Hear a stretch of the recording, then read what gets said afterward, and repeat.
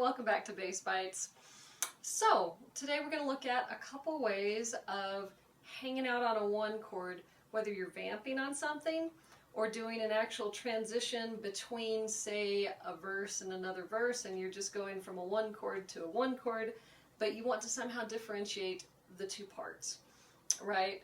Or there inevitably comes those times when you're waiting for somebody to come in on their solo or to sing, or if somebody's talking to the audience and you want to just, be, rather than just doing a 1 and 5.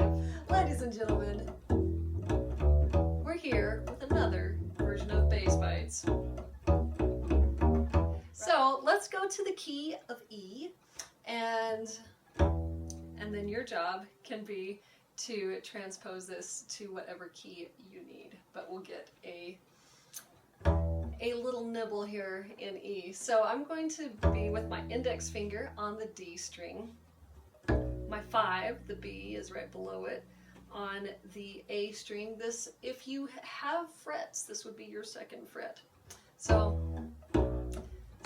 one way to immediately break up just a root and 5 is you can incorporate the lower or the higher octave of the root, or the 5 for that matter, right? And that's also just kind of nice to get to know your fingerboard, especially as a beginner, right? And just see, does that change the feel at all? When I go to this lower E, is it too muddy? Is this higher B too high? Kind of settling in, but sometimes we want to accentuate something, and so even just doing that can help, right? So now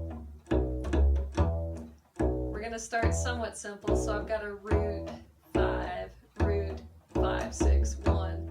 So I've got an E, a B, and a C sharp for there. So I've got, E, B, E, B, C sharp, E. And so on that second measure, I'm slightly changing the rhythm, but only slightly, because here I'm hitting on beats 1 and 3. 1, 2, 3, 4. 1, 2, 3, 4, 1. So I'm adding an extra note. So now we're going to do the same concept, but if I have a group of 4 measures, as often when we're looking at throwing in a little run or transition, it's either where there is an obvious chord change, or in groups of 4 and 8 typically work well for us to kind of keep our place, and just because a lot of our popular music is written in groups of 4 and 8. So 1 and 2. So if I had my first measure, second measure, drop into that low octave. Then I've got my transition and I'm back to the top of the cycle. Now we're going to build on to that. So let's take that same concept. So there, I'm adding another note, as I've got, and it's all scale tones right now in the key of E, as I've got E, B, C sharp, D sharp, back to E. So I've got to shift for that D sharp.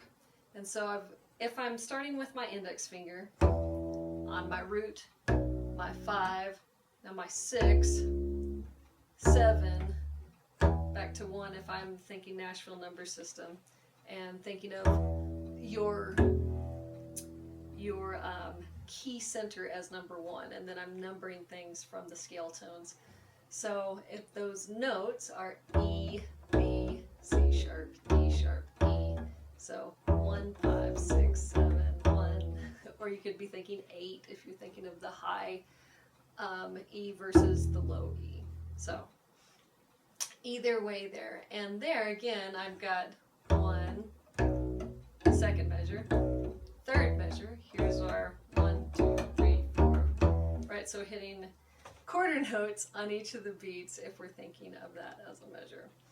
So now let's look at, we're going to change this slightly.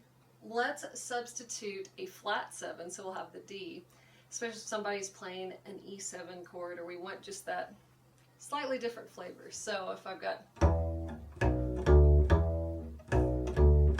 right, for one measure incorporating that. So that's just an E, D, D, E. So 1, 2, 3, 4, 1, 2, 3, 4.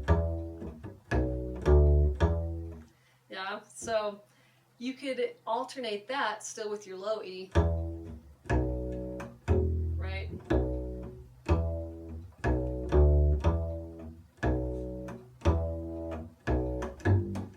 If we wanted to make it where it's like an E minor, or then we could throw in the flat third of this low G. So E, B, G, low E. If we want to make that slightly more complicated for any of those, we can add a little bit of percussion with the form of a ghost note. So I've got E, ghost, B, D, E. And you can also, whether you're ghosting and just kind of hitting a muted note, or you can do kind of depending on how your action on your instrument is. Mine's really low. So I can kind of do this pseudo slap pat kind of thing and still get a little percussiveness. And then you can change the rhythm. Right, and so that can be changing your groove also, but if you're just kind of vamping on something, right? If you're stuck on a chord and need something to play, so you can play with that, or you can go back to that major sound, right? So there I've got the flat 7 out of there, and I'm back to the 1, ghost, 5, 6, 4. Right, so you can kind of play around with those chords and try it in different keys and see if you develop your own rhythm that you like. So hope you have fun with that. If you feel like letting me know what songs you're finding that works well on, or if you have questions, you can always put that down in the comments or contact me, and I'm happy to hear from you. Thanks.